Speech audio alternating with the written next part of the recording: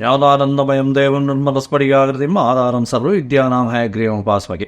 Next gen TV நேயர்களுக்கு அஸ்ட்ரோகே செய்யுங்காரின் பணிவான நமஸ்காரம். வார பலன் 7/10/2024 13/10/2024 வரை உண்டான வாரத்திற்கு மேஷம் முதல் மீனம் வரை என்னென்ன பலன் அப்படின்றத பார்ப்போம். அதற்கு முன்னாடி இந்த வாரத்தினுடைய கோல்சாரம் என்ன, இந்த வாரத்தில் வரக்கூடிய விசேஷ நாட்கள் என்ன, அதை தவிர இந்த வாரத்தில் எந்தெந்த ராசிக்காரர்களுக்கு சந்திராஷ்டமம் அப்படின்றத பார்க்கலாம். ஒன்றொன்னா வருஷப்படுத்தி பார்ப்போம்.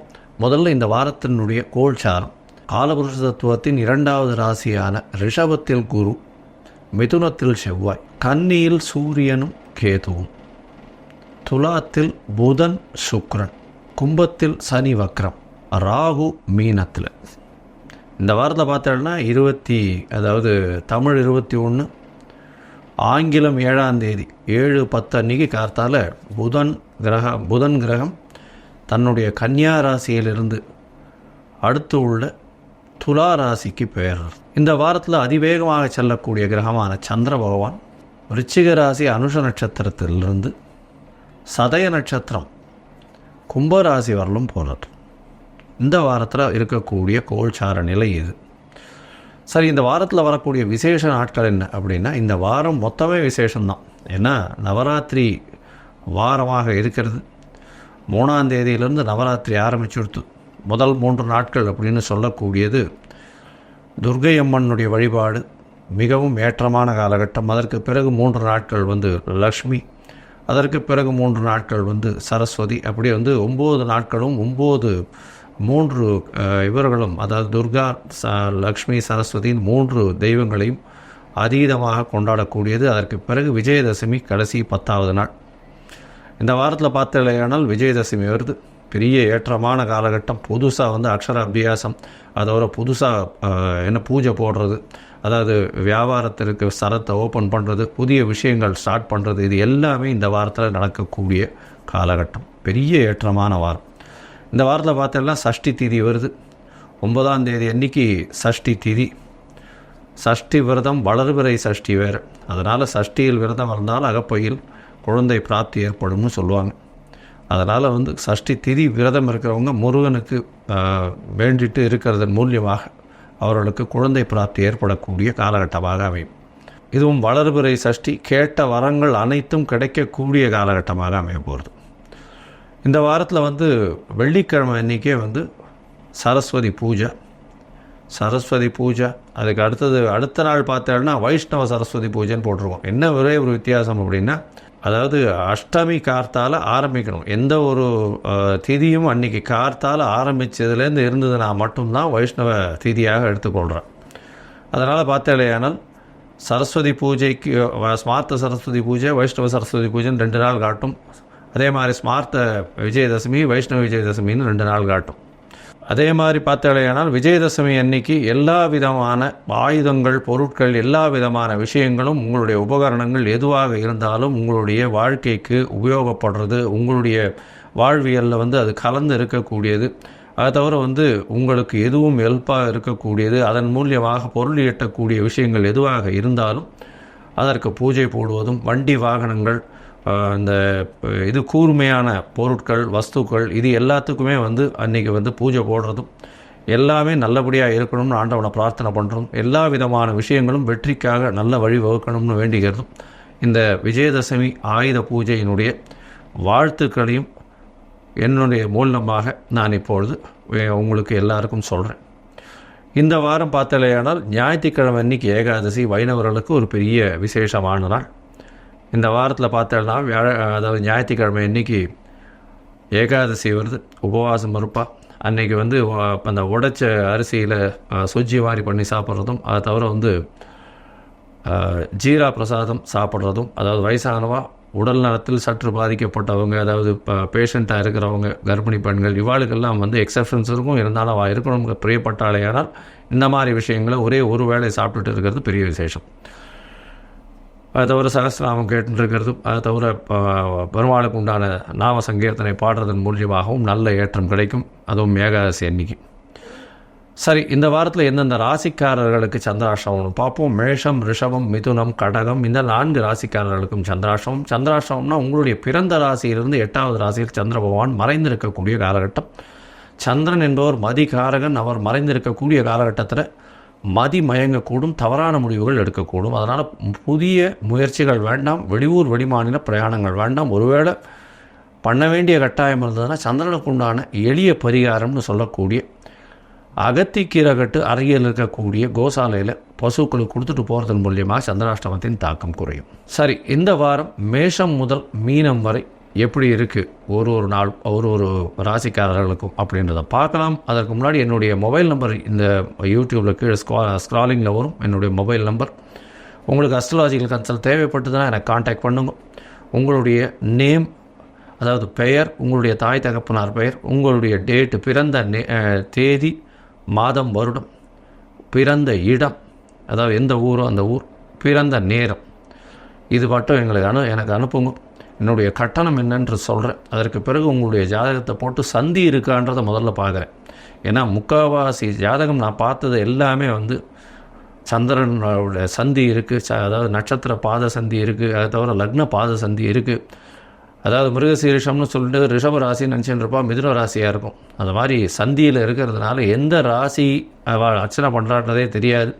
அதற்கேற்ற மாதிரி அவளுடைய தசாபுக்தியும் ஒரு நல்ல ஏற்றத்தை கொடுக்காது. ஏன்னா இவள் நினச்சின்னு இருப்பா இந்த ராசிக்கு உண்டானது, அதாவது துலா ராசி விசாக நட்சத்திரம்னு நினச்சின்னு இருப்பா. ஆனால் விருச்சிக ராசி விசாக நட்சத்திரமாக இருக்கும். அதனால் இந்த பர்டிகுலர் கிரகம் நல்லபடியாக இருக்கும், ஏற்றத்தை கொடுக்கும்னு நினைப்பா. துலா ராசிக்காரர்களுக்கு குரு அந்த அளவுக்கு ஏற்றத்தை கொடுக்காமல் இருப்பார். ஏன்னா 3, 6க்கு உண்டானவர்.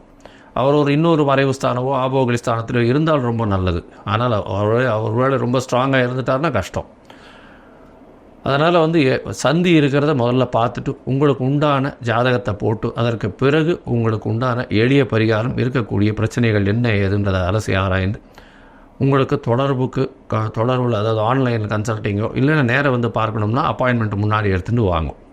இப்போது மேஷம் முதல் மீனம் வரை 7/10/2024 13/10/2024 வரை உண்டான பலன்களை ஒன்றா பார்க்கலாம். மிதுனம், மிருகசீரிஷம், திருவாதிரை, புனர்பூசம் இந்த 3 நட்சத்திரம் 9 பாதங்களை கொண்ட ராசி. ராசியின் அதிபதினு சொல்லக்கூடிய ஒரு புதன் ராசிக்கு 5ஆம் இடத்துல சுக்கிரனோடு சேர்ந்திருக்கார். அதாவது சுக்கிரன் ஆட்சி பெற்று போயிருக்கார். அதை தவிர புதனும் சேர்ந்து இருக்கிறது பெரிய விசேஷம். இதன் மூலியமாக பார்த்தேன்னா புதனும் சுக்கிரனும் இருக்கிறதன் மூலியமாக உங்களுக்கு ஒரு நல்ல யோகத்தை கொடுக்க போகிறது. 4, 5 அதிபதிகள் சேர்ந்து இருக்கிறதும் ஒரு திரிகோண கேந்திர அதிபதிகள் சேர்ந்திருக்கக்கூடிய காலகட்டமாக அமைகிறது. இதனால் படிக்கக்கூடிய மாணவர்களுக்கு பெரிய ஏற்றம், உங்களுக்கு புதிய பதவி, புகழ், அந்தஸ்து, கௌரவம்லாம் வரக்கூடிய வாய்ப்புகள் நிச்சயமாக உண்டு. 9ஆம் அதிபதியும் 9ஆம் இடத்துல, 5ஆம் அதிபதியும் 5ஆம் இடத்துல, உங்களுடைய ராசிநாதனும் 5ஆம் இடத்துல மிகப்பெரிய யோகத்தை இருக்கக்கூடிய காலகட்டமாக அமைய போகிறது. ராசியிலேயே செவ்வாய் இருக்கிறதுனால புதிய வேலை அமையக்கூடிய வாய்ப்பு, தொழிலில் பெரிய ஏற்றம் கிடைக்கக்கூடிய வாய்ப்பு, தொழிலில் பார்த்தோன்னா நல்ல லாபம் வரக்கூடிய வாய்ப்பு, மூத்த சகோதரர்கள் மூலியமாக நல்ல ஒரு ஏற்றம் கிடைக்கக்கூடிய காலகட்டம், தொழிலில் ஒரு மாற்றங்கள் வரும். ராகு 10ஆம் இடத்துல இருக்கிறதுனால இருக்கிற தொழிலை விட்டு வேறு ஒரு தொழில் மாற்றத்துக்கு போக வேண்டிய கட்டாயத்துக்கு கொண்டு போகும். தொழிலில் ஸ்திரத்தன்மை இருக்கும். அதை தவிர எம்என்சி கம்பெனி எந்த மாதிரியான கம்பெனியில், அதுவும் இந்த மிதுன ராசிக்காரர்கள் ஐடி ப்ரொஃபஷனல்ஸில் இருக்கிறவாளுக்கெல்லாம் எம்என்சியில் ஜாப் இப்போ கிடைக்கக்கூடிய வாய்ப்புகள் மிகவும் அதிகம், மல்டிநேஷ்னல் கம்பெனிஸில். அதை தவிர பார்த்தாலேயானால் அந்த அக்கௌண்ட்ஸ், காமர்ஸ் இந்த மாதிரியான விஷயங்களில், அக்கௌண்டிங்கில், ஆடிட்டிங்கில் இந்த மாதிரியான விஷயங்களில் இருக்கிறவாளுக்கு பெரிய ஏற்றம் கிடைக்கும். புத்தகம் சம்பந்தமாக, புத்தகம் எழுதுறது, புத்தக கலைஞர், புத்தகத்தில் வரைகிறது, இந்த மாதிரியான இது பார்த்தாலேயானால் புத்தகம் சம்பந்தமான விஷயங்கள். அதை தவிர பார்த்தோம்னா லைப்ரரி வச்சுருக்கிறது, பேப்பர் அட்வர்டைஸ்மெண்ட்டு அந்த மாதிரியான விஷயங்கள், டெக்னிக்கல் இதில் பார்த்தீங்கன்னா பேக்ரவுண்ட் ஒர்க்கிங், இதெல்லாம் ஒரு பெரிய ஏற்றத்தை கொடுக்கும். கலைத்துறையில் பார்த்தீங்களேனால் இந்த ஆர்ட் டைரக்டர்ஸ்ன்னு சொல்லக்கூடியவாளுக்கு பெரிய ஏற்றம் கிடைக்கக்கூடிய காலகட்டமாக இந்த வாரம் அமைய போகிறது. ராசிக்கு 12ஆம் இடத்துல இருக்கக்கூடிய குருவின் மூலமாக உங்களுக்கு சுப செலவுகள் வரும். அதாவது பார்த்தீங்கன்னா பார்ட்னர்ஷிப் பிஸ்னஸில் சிறு சிறு செலவுகள் இருந்து கொண்டே இருக்கும், நல்ல சுப செலவுகளாக இருக்கும். புதிய இன்வெஸ்ட்மெண்ட் கொஞ்சம் அதிகமாக இருக்கும், பண வரவுக்கு பஞ்சம் இருக்காது, கவலைப்பட வேண்டாம்.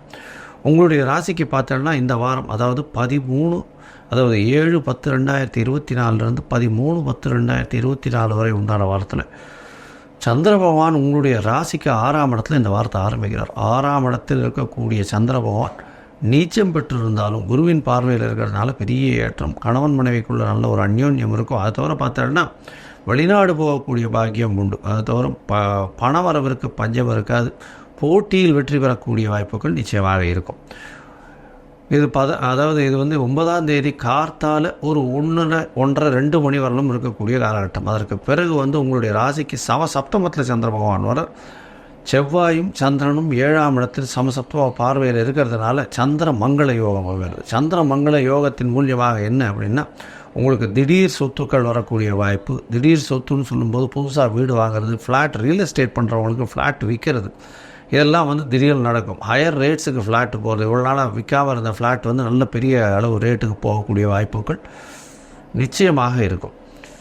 இந்த வாரத்தில் பார்த்தாலேயானால் சமசப்தமத்தில் இருக்கக்கூடிய சந்திர பகவான் அதாவது 11ஆம் தேதி காலை ஒரு 8-8:30 மணி வரலும் இருக்கக்கூடிய காலகட்டமாக இருக்கும். அதற்கு பிறகு உங்களுடைய ராசிக்கு பார்த்தாலேயானால் அதாவது 8ஆம் இடத்துல சந்திர பகவான் போகிறார். 8ஆம் இடத்துல போகும்போது சந்திராஷ்டம காலம்னு சொல்கிறோம். புதிய முயற்சி வேண்டாம், வெளியூர் வெளிமாநில பிரயாணம் வேண்டாம்னு சொல்கிறோம். அதுவும் இப்போ வந்து சனி வக்கரகதியில் இருக்கிறதுனால அந்த அளவு ஏற்றம் கிடையாது. யாருக்கும் வந்து ஜாமீன் கையெழுத்து போடாதீங்க, எனக்கு ரொம்ப தெரிஞ்சவர், நான் சொல்கிறது அவர் கேட்பார், நீங்கள் சொல்கிறது அதை கேட்பார்னு லூஸ் ஸ்டாக்ஸ் விட்டு வாட்டிக்காதீங்க, பிரச்சனைகளில் வரும். இந்த வாரம் பார்த்தீங்கன்னா உங்களுடைய ராசிக்கு 9ஆம் இடத்துல சந்திர பகவான் போகிறார். 9ஆம் இடத்துல போகக்கூடிய சந்திர பகவான் சனியோடு சேர்ந்துருக்கிறதுனால தந்தையின் உடல்நிலையில் சற்று பின்னடைவு இருக்கக்கூடிய காலகட்டம். ஏன்னா சனி ஏற்கனவே வக்கரத்தில் இருக்கார், சனியோடு சேர்ந்து இருக்கக்கூடிய காலகட்டம்ன்றதுனால கண்டிப்பாக குடும்பத்தில் சிறு சிறு பிரச்சனைகள் வரக்கூடிய வாய்ப்புகள் நிச்சயமாக உண்டு. உங்களுக்கு லக்கு இந்த வாரத்தில் வந்து அந்த 2 நாட்கள் ஃபேவர் பண்ணாது. அதாவது எண்ணியிலேருந்து அப்படின்னா 13ஆம் தேதியிலிருந்து 15ஆம் தேதி மாலை ஒரு காலை ஒரு 4:30-5 மணி வரலும் பார்த்தாலே ஆனால் உங்களுக்கு பாக்கியங்கள் கொஞ்சம் பிரச்சனைகள் இருக்கக்கூடிய காலகட்டமாக இருக்கும். மேல் படிப்புக்கு பார்த்துட்டு இருந்தால் சிறு சிறு செலவுகள் கொஞ்சம் அதிகமாக தான் மேல் படிப்பு கிடைக்கும். இந்த வாரம் பார்த்தாலேயானால் உங்களுடைய ராசிக்கு மிதுன ராசிக்காரர்களுக்கு பார்த்தோம்னா நல்ல ஒரு ஏற்றம் கிடைக்கக்கூடிய காலகட்டம். அதுவும் வந்து நவராத்திரி திருவிழா நடந்துட்டு இருக்கிறதுனால போய் பெருமாள் கோயிலுக்கு போயிட்டு அங்கே ஒரு துளசி மாலை போட்டு வர்றதன் மூலியமாக வெங்கடேச பெருமாளை போய் தரிசனம் பண்ணிட்டு வாங்க, துளசி மாலை ஒன்று போட்டு வாங்க. உங்களுடைய வாழ்வில் பெரிய பொற்காலமாக இருக்கக்கூடிய வாரமாக இந்த வாரம் அமையும். லோகா சமஸ்தா சுகினோ பவந்து. நன்றி, நமஸ்கார்.